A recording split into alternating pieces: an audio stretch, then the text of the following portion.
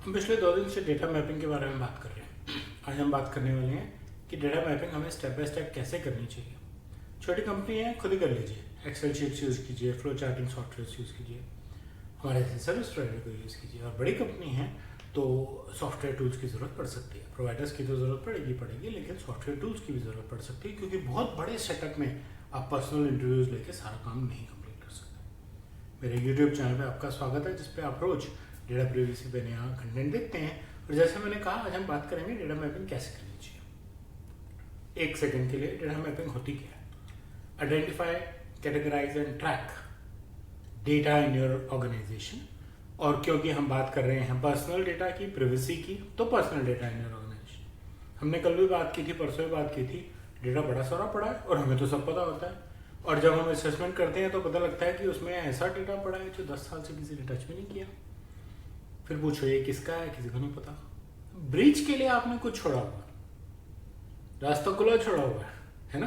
कर लीजिए data mapping, अपने सारे सिस्टम्स को एनालाइज कर लीजिए। जो लॉजिकली पड़ा है उसके प्रोसेस को ठीक कर लीजिए, और जो लॉजिकली गलत पड़ा है उसको हटा दीजिए। पहला स्टेप, डेटा आता कहाँ से है, कहाँ से आता है? मैनुअल फॉर्म्स देखे हैं आपने, अभी भी भरे जाते हैं। आप एयरपोर्ट पे जाइए, शॉपिंग मॉल्स में जाइए, सर क्रेडिट कार्ड, नाम पता फ़ोन नंबर तो आप देंगे उसको, पर्सनल इन्फॉर्मेशन चाहिए। वेब फॉर्म तो बहुत कॉमन चीज़ है। कुकीज़ भी बहुत कॉमन चीज़ है। कुकीज़ से आपका पर्सनल डेटा ट्रैक कर लेते हैं। कुकी कंसेंट आता है छोटा सा, हम पटाख से टिक मार देते हैं बिना रियलाइज किए कि उसको अंदर ही अंदर कितना बड़ा हो सकता है ना। एप्लीकेशंस, आपका ERP सिस्टम है, आपके CRMs हैं, आपके HRMS हैं। HRMS में भी ऐसा पर्सनल डेटा आता है जो शायद आपके काम का भी ना हो। HR का डेटा काम का ना हो। हाँ, जिस कैंडिडेट को आपने रिजेक्ट ही कर दिया उसका डेटा क्यों रखा होगा? क्या आपने कोई प्रोसेस बनाया है कि जो कैंडिडेट रिजेक्ट हो जाएगा उसके डेटा का आप करेंगे क्या?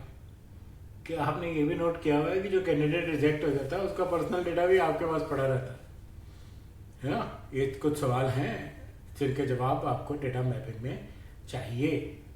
थर्ड पार्टी वेंडर्स आपके लिए क्या डेटा ला रहे हैं, आपके पास आपका लिया हुआ कौन सा डेटा उनके पास पड़ा है। फिर कैटेगराइज कीजिए, personal versus sensitive. Rejected candidate का सेंसिटिव डेटा आपके पास नहीं होगा, लेकिन एक्सेप्टेड वाले की तो पूरी फाइनेंशियल इंफॉर्मेशन है आपके पास। सावधान, सेंसिटिव डेटा को ज़्यादा फोकस में लाया जाता है। तो आपने ये देख लिया कि आप डेटा कहाँ कहाँ से कलेक्ट करते हैं। अब उसका करते क्या है? फिर डेटा फ्लो क्या आपके ऑर्गेनाइजेशन में? सबसे पहली बात, वो रखा कहाँ जाता है? क्या वो फाइल सर्वर में पड़ा है, डेटाबेसेस में पड़ा है, एप्लीकेशन में पड़ा है, कहाँ पड़ा है? और एप्लीकेशंस लोकल हैं, क्लाउड पे हैं, थर्ड पार्टी डेटा सेंटर में है, कोलो में है, कहाँ है? कोलो को भी हम कह देते हैं हमारा ही डेटा सेंटर है, हमारा ही एनवायरनमेंट है। पर भैया उसकी फायरवॉल्स वगैरह इतनी सेफ होनी चाहिए कि कोलो के चक्कर में ही ना कुछ हो जाए। उसका एक्सेस किसके पास है? कौन देख सकता है उस डेटा को?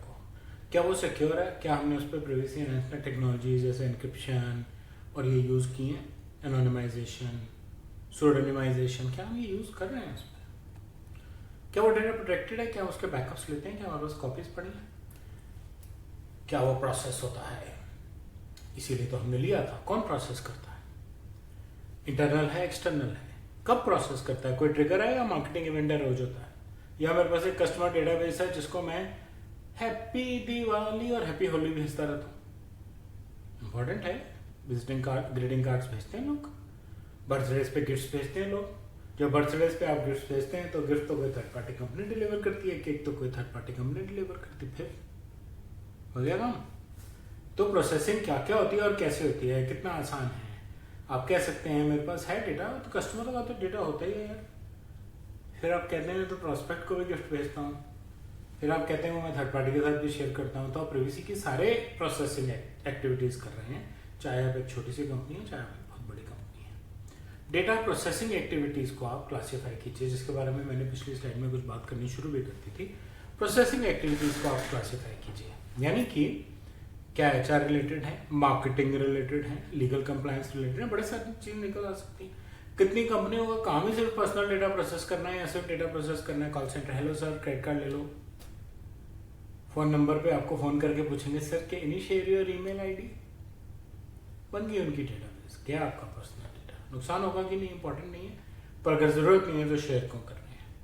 प्रोसेसिंग के बेसिस क्या है, कोई कॉन्ट्रेक्चुअल एग्रीमेंट है, कंसेंट्स लिए हुए हैं। अगले वीडियो में कंसेंट मैनेजमेंट पे बात करेंगे with respect to data mapping. Contractual obligations क्या है, कोई लेजिटिमेट बेसिस है, कोई मेडिकल रिसर्च हो रही है, कोई टेररिज्म पे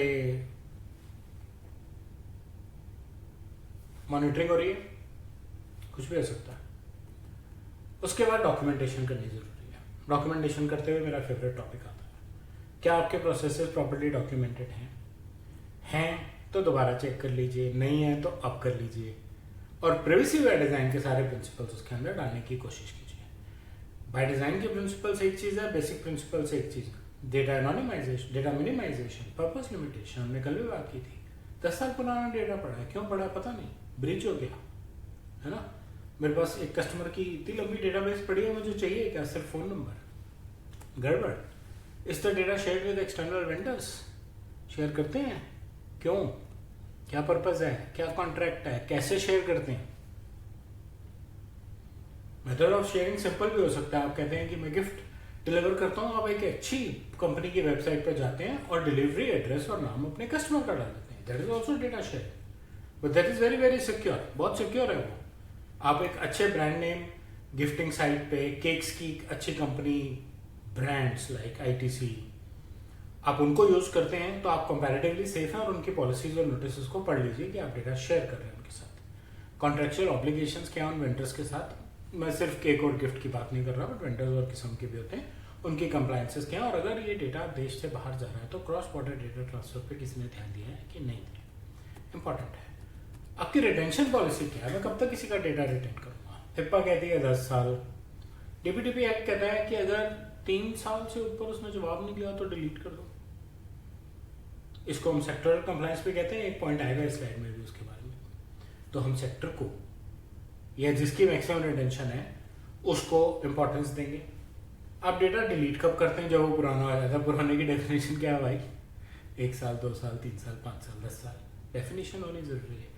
कैसे डिलीट करते हैं, डिलीट का बटन दबा देते हैं, कोई पीछे से जाके अनडिलीट करके ले जाए और कहे आपने तो डिलीट कर दिया, मुझे क्या पता ब्रीच कैसे हुआ, है ना। बैकअप्स में से डिलीट करते हैं। मैं आने वाले दिनों में शेडो डेटा पे भी वीडियोस बनाने वाला हूँ, बट डेटा तो बैकअप में भी पड़ा हुआ है और आपने डिलीट कर दिया, आपने डिस्क पे से कीजिए, वह प्राइवेसी कंप्लाइंट हो गया, है ना। डेटा डिलीशन में बैकअप्स पे कर रहे हैं कि नहीं कर रहे हैं। आप डीकमीशन हार्डवेयर को कैसे हैंडल करते हैं, बिक जाते हैं, हार्ड डिस्क साथ में जाती है, पैसे कमा लिए, और हार्ड डिस्क खोल के किसी ने पढ़ ली, तो क्या आप हार्ड डिस्क की प्रॉपर डिकोडिंग कर रहे हैं, कैसे उसको डिकमीशन कर रहे हैं, बहुत इंपॉर्टेंट एस्पेक्ट है। How do you match up with your sectoral compliances, मैंने ऊपर भी बोला था। हिप्पा कह रही है 10 साल, DPDP एक्ट कह रहा है प्राइवेसी के एंगल से 3 साल बहुत है। आप कितने टाइम रिटेन करेंगे, 10 साल। आप कैसे इंश्योर करेंगे कि जिस थर्ड पार्टी के साथ आपने डेटा शेयर किया था वो भी डेटा को डिलीट कर रहा है, ये इंपॉर्टेंट एस्पेक्ट्स है। कॉन्टिन्यूअस मॉनिटरिंग कीजिए, एक एक प्रोसेस को, पर्सनल डेटा कहाँ आ रहा है, कैसे प्रोसेस हो रहा है, और उस प्रोसेसिंग का कंसेंट लिया हुआ है कि नहीं लिया हुआ, इन तीनों चीजों का आपस में मैप होना बहुत जरूरी है। जो भी मिसिंग कंपोनेंट है जिस भी लेवल पे, उसको जल्द से जल्द भर लीजिए, कंप्लायंस की दिक्कत में ना आए।